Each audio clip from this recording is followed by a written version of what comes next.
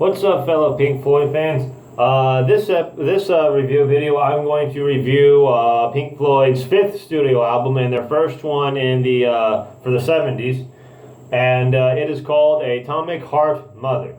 And like I said, I think this is the point now where they start getting a little better, if not better, than their like, this is the album where they start getting better than their previous albums, in my opinion, where every album after this somewhat gets better or almost gets better than the predecessor, and this one definitely stands out for that one.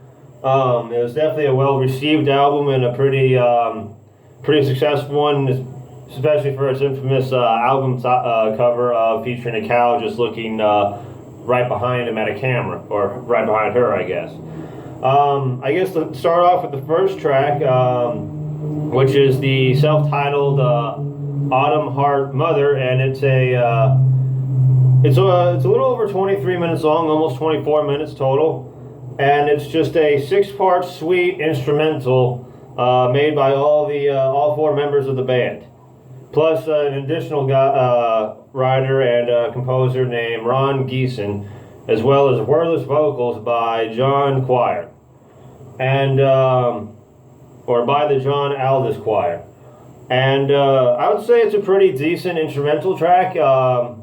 It definitely likes to change its motives, and apparently the members of of Pink Floyd, especially for the sake of the scheduling for Nick Mason and Roger Waters, the whole 23-minute plus song was done in one setting. And it sounds, with that in mind, it actually sounds like a pretty good, almost 24-minute long instrumental, and I could definitely kind of see why they decided to name the album after said track. Back then, that would take up the first side of the album, and side 2 kind of did what they did with Umagama, their previous album, but this one kind of masters it a little better, and the songs are way more catchy. They're way more easygoing, and they're definitely just fun, forgotten classics to listen to. It's a great 1970 album, and it's a great '70s album altogether, in my opinion. But starting with side 2, it starts going, like I said, the next 3 tracks are by individual artists from the band. You start off with If, written and sung by Roger Waters, and it's actually a pretty interesting song. Just mentioning, the song title kind of says itself. It's just mentioning possibilities of what could have been or what could not have been, if anything. And then you got Richard Wright's catchy song, Summer '68, which was the single for the album as well. And again, it's just a fun tune to listen to, just great, just interesting lyrics, great instrumental behind it. Definitely flows well with not only the side 1, Atomic Heart Mother, but definitely kind of flows well with the song If, and the next song, Fat Old Son, which Fat Old Son was made by David Gilmour.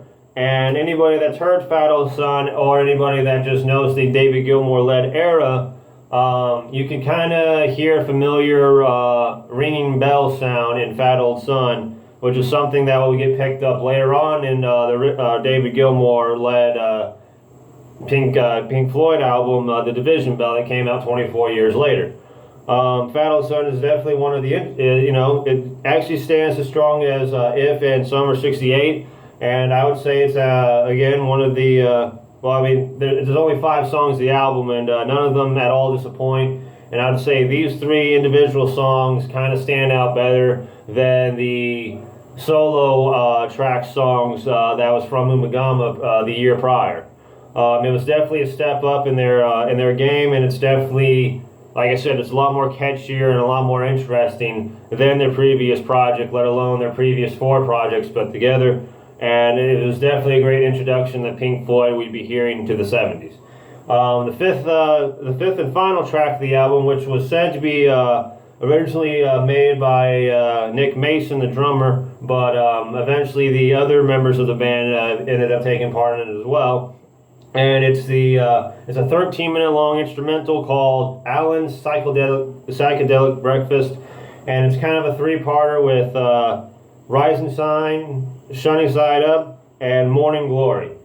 The whole album in itself stands just around 52 minutes, and I don't know. I like how the closing track almost kind of mirrors the opening track of the whole album by both being instrumentals that are longer than 10 minutes, let alone one being longer than 20 minutes. Definitely a great, interesting album altogether. Like I said, the three songs that aren't past the 10-minute mark, let alone the 5 or 6-minute mark, those are definitely great songs in betweeners. And again, Alan's Psychedelic Breakfast is a great closing. And like I said before, I couldn't really imagine a better way to name, or a better name to name the album than the one done in one setting instrumental 23-minute long Atomic Heart Mother song in itself. Like I said, it's definitely a great album. It's out of their first 5. It's definitely my favorite. And it starts adjusting to Pink Floyd, to the Pink Floyd we start knowing, especially since 3 years after this album was when their magnum opus, or one of their magnum opuses, Pink Floyd Dark Side of the Moon, comes out. And just like I said before, it's just a great introduction album. I'd probably have to give this one a strong 9, if not 9.5 out of 10. So giving it a 90 to 95%, 89% at the lowest. Definitely a good album, and a great 70s album, and I would definitely recommend it to anybody. And it's just, not really trying to bash the other 4 albums, but this one's way more of a comfortable, easy, relaxing breeze of an album to listen to, especially with Pink Floyd's earlier days that aren't as well known as the albums from Dark Side of the Moon onward. Closing with that, great album. I hope you guys enjoyed. If you have played it, if you have heard it before, hopefully this interests you into hearing it again. And to anybody that hasn't heard it, I would definitely recommend it, or their other 4 albums, for example. It's best to kind of play them off all in the order they came out, because definitely noticed this later on in the discography of Pink Floyd. A lot of their albums sound like they progressively make sense for why they came out after the other. Not saying that they all say one big story, but it just seems like the flow, the atmosphere, and the feeling of it all just feels like, it makes sense that Umagama took place after more. It makes sense that A Sociable Secrets came after Piper at the Gates of Dawn, and it makes sense that Metal came after Atomic Heart Mother, and just for future reference, it makes sense that Wish You Were Here and Animals took place after The Dark Side of the Moon, but before The Wall. And like I said, I think this is definitely the album where they start getting into their comfort zone, and their next album, Metal, which I'll review next, that one is heavily considered to be the album that is their transitional album from their earlier albums to the albums that they are now famous for. And like I said, great album. Hope you guys enjoyed it. Hope you guys have enjoyed it, and hope to see you guys in the future. Peace.